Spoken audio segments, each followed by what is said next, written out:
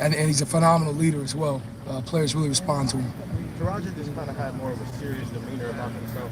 Part of the reason is there's openings. I mean, you lost 4 guys. Yeah. It means someone's got to step up and take that role. Have you seen other guys in the position room maybe have a little bit more pep in their step when they know that there's actually an opportunity for them to get on the field? Yeah, for sure. I think all of them, starting with Taraj, I think he's done a great job stepping into a leadership role off the field, taking it upon himself to organize things, and just having more of a voice, which is great to see. Kayvon Pope is a young player. Well, he's a player, I should say young player, but he's a player that's a part of that group, man, that's really had a really strong push. This camp's done a really good job, and it's really bought in and just kind of matured, man, and so I'm really proud of him. I mean, Tommy Eichenberg, unbelievable, just tough kid, accountable kid, just a person that is just showing up. So, I mean, there's a whole Dallas Gann. It's another one, obviously. Dallas has been here, and he's done a really good job and just having a great presence for us. And I don't want to forget anybody, but there's been a good number of those guys stepping up. Now, how close or how far are you from settling on your starters, and how much will you mix and match this year depending on situations? Yeah, that's a great question. So I think we're about 3 weeks, a little under 3 weeks away. So, yeah, we have a good idea. We got a good idea, but again, we're still in the dog days of camp. This is day 8, I think we just finished up, which, there's still a lot there. So whether we rotate, how we rotate as a defense, I think that depends on how things shake out. But, there's still a good bit of time left. Well, Cody and Taraja said that really there's no set position. Everybody's playing everywhere. How, you kind of describe what that process is like. Is that true, that there's no Mike, Sam, and Will, just kind of moving around and you'll figure that out later? Yeah, so that was by design. So a big part of that was, so you take the offseason, for example, it's giving everybody a big picture view of the defense, what we're doing. And so challenging them mentally, giving them a chance to, try one at Mike, one at Will. And with that being said, as we get closer to game time, those things, those changes kind of reduce, because I think you got to get your cleats in the ground. And some guys will have to. That's just how it is. Some guys have to know both, But for the most part, as we get closer to game time, we're going to have a Mike and we're going to have a Will. I've been waiting for this for a long time. What tells you that he's ready for it now? Well, he's just shown me. I mean, he's matured. His preparation, his consistent effort. But obviously, he's got to perform, and he's been doing that. He's been really working at it. So, I mean, I don't think there's one thing that a person can show is consistency, and his approach has been that. Obviously, he's eager to go out and do what he loves to do, and that's play football. And the best thing about football is, when you get out on the field, the play speaks. Your play speaks for itself. So, and he's done that, and I'm really proud of what he's done so far at this camp.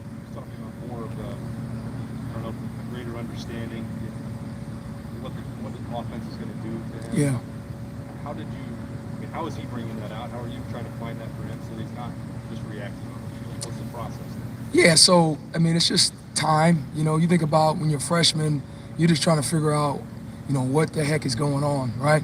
The more time you spend anywhere, you learn more. And obviously with him, a lot of film study. We've had countless hours.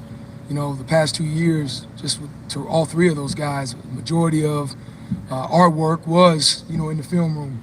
And our offense, Coach Day does a great job every day of, we have some of the best players in the country here. And so we see a lot, and, we get a chance to talk about different things, and we try to highlight what the opponent's doing. So for him, I think it's just a natural process of any player being able to digest more. The game slows down a little bit, and you can kind of maybe understand or interpret what the offense is doing pre-snap, Because you lost your top 4, it's probably the most unsettled unit on the team. In your mind, how comfortable are you with where you are and that you're going to be able to play starting with Minnesota at the level that you need to?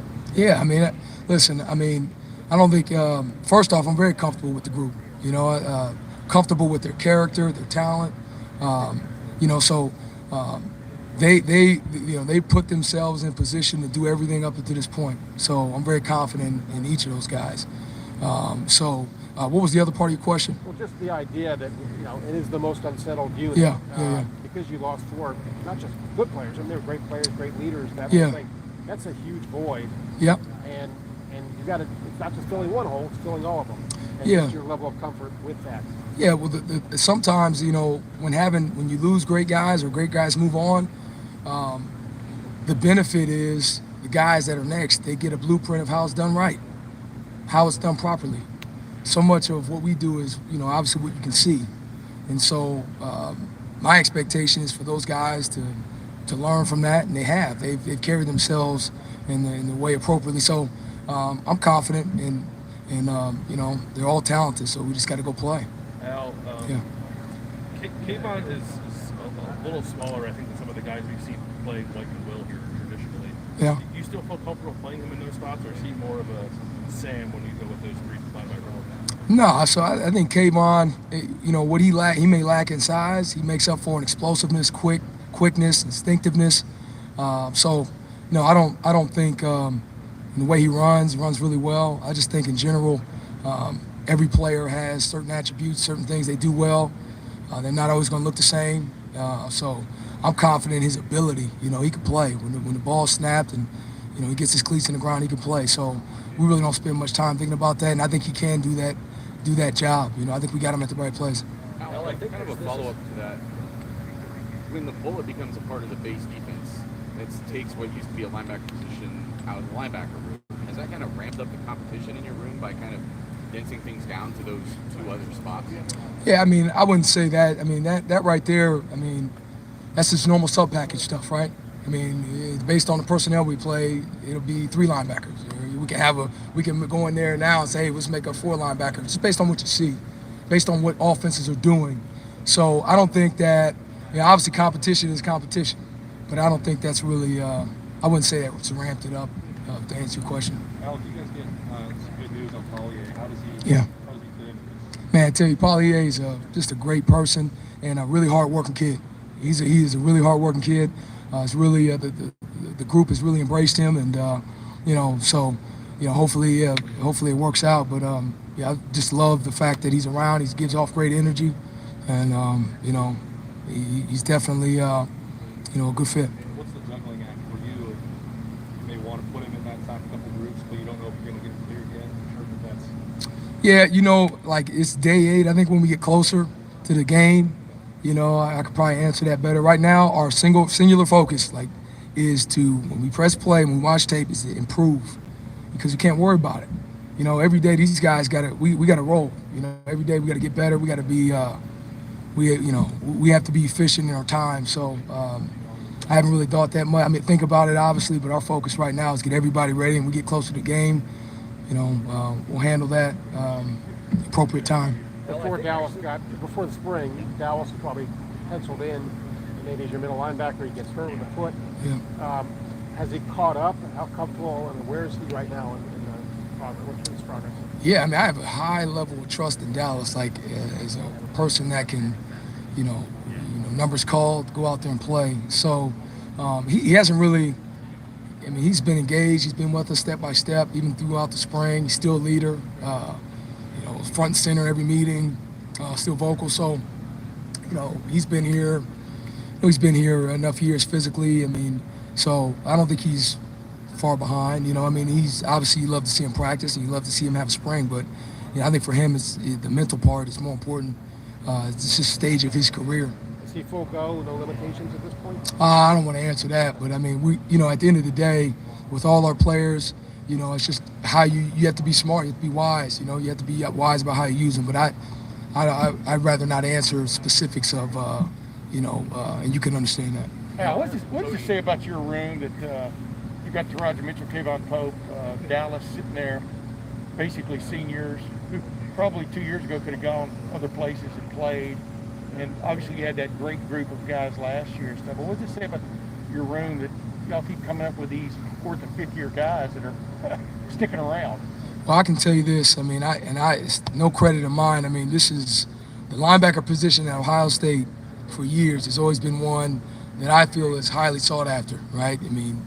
It's one of those core schools, and better than anybody, just over the years, So I think when players do decide to commit to Ohio State, you know, they hang on to that vision. I think Taraj, Dallas, Kayvon, that love and passion for Ohio State, the honor it is to be a linebacker, I think that plays a big part of it. I think we have great culture. You know, I really do. I think our kids starts with work ethic. You know, it really starts with love, right? And this is Coach Day, tough love. But I think our guys really enjoy each other. On the same breath, they're competitive. There's a toughness, right? If you slip and we're going into drill, I'm taking you out. Like that's the competitive. It's like a brother, and that brotherhood is a big part of why I think those guys feel so ingrained in the program. And Coach Maradi, I just want to properly distribute the credit because this is Ohio State, the culture of Ohio State. You know, it's just one of those places. But with those guys, do you also sense a little bit of a, I don't know, for want of another term, a desperation that this is it? I mean, this is when they got to do it. I mean, I mean, I don't want to say desperation, but yeah, I mean, to be real, I mean, these guys, they put their work in. So now let's go. It's time. The time is now. So, some truth to that. I mean, do you feel that urgency? Do you feel that with them? Yeah, I mean, I mean, you feel it every day. I mean, every day matters. Every drill matters. When we come back in this meeting, that meeting matters. You know, are you on time? Are you taking notes? I mean, there's competition in everything. You know, and so yeah, I feel it, and that's what we need. Need competition. You know, and more guys do that, the more their best shows, and we need their best. Hey, now, when you see guys like Dallas and the other seniors who've stayed here, who've played behind great linebackers, and Dallas says he learned so much from Tough last year, but they stayed here, they didn't transfer, they didn't go someplace else for BT. What does that say about their character? I think it says everything about their character. I mean, they understand that, you know, delayed gratification. Not everything's instant, right? So I think a lot of times we get anxious, we panic. If it doesn't show up right now, sometimes you all know you got to put the work in. Sometimes things don't just click. You have to hang in there, but through that process you become more. So I think that says a whole heck of a lot, you know, about their character. I think that's the essence of why they'll be successful beyond football. Have you seen their leadership in that maturity? I have, yeah. I'm really challenging these guys to be more vocal. You know, and also by what they do. So for sure, absolutely, I've seen it. Coach, you've had a captain in your room every year you've been here so far. I mean, do assistant coaches take pride in that when the peers think that people in your room are captains? Do you take pride in having something? Yeah, absolutely. I mean, you take pride in that, and and even if a guy's not a captain, you still have expectation that they'll lead. You know, because I mean. We had a great leader in our room past 2 years, tough boiling, and so yeah, you take pride in that to answer your question. Yeah. So when you see that pop up on the recruiting trail when you're out talking to kids, you see that when they're 15, 16 years old, where it's clear that maybe they're going to be a captain one day. How do you tap into that? Yeah, listen, if you could have all 11 guys captains, man, sign them up. That's one thing that it's a part of our evaluation process. You know, is the guy, is he a leader? Is he a captain? It doesn't matter all the time, right? But it doesn't hurt. It's always good to know. You know, that a player is a leader because you need to be a leader. You know, you have to be able to, any competitive endeavor where there's a team dynamic, you need people to push through adversity, challenges, to help navigate. And so, yeah, I think that's important. Is there one word or one phrase? Is there one word or phrase that you would use to describe your unit? That's a good question. One word or phrase, just tough. And hungry. Yeah, I think very hungry. You know, something to prove. Yeah. How did you have to recruit Steele this summer? I've been recruiting Steele for a long time. I remember Steele when he was in high school. But yeah, he's a great addition. Just a great kid. Works his tail off. Is learning. He's a bright kid. Is able. He's learning the playbook and doing his thing. So yeah, he's a really good player. He's always been athletic, and I'm real excited about Steele. Just wonder what company endorsement deal he's gonna get for the product he puts in his in his hair. Yeah. That was me. Okay, last question. Speaking of NIL, Taraj Mitchell seems like he's really taken off with it, and Ryan said on Monday he hasn't really seemed to be too much of a distraction for the team as a whole. I'm curious about what your view is. Yeah. Nah, for Taraj. No, I don't know. I mean, I don't think right now it hasn't been. Our focus, our team is locked into camp, You know, these guys are getting ready to watch this tape, and that sounds cliche, but that's literally, I mean, that's how I feel about it, I should say. So I have not, in my group, and, you know, the guys I'm responsible for around the most, hasn't been a distraction yet. I think our focus is pretty much singular on getting better and obviously getting prepared for Minnesota. Yeah, thanks guys. Stay safe.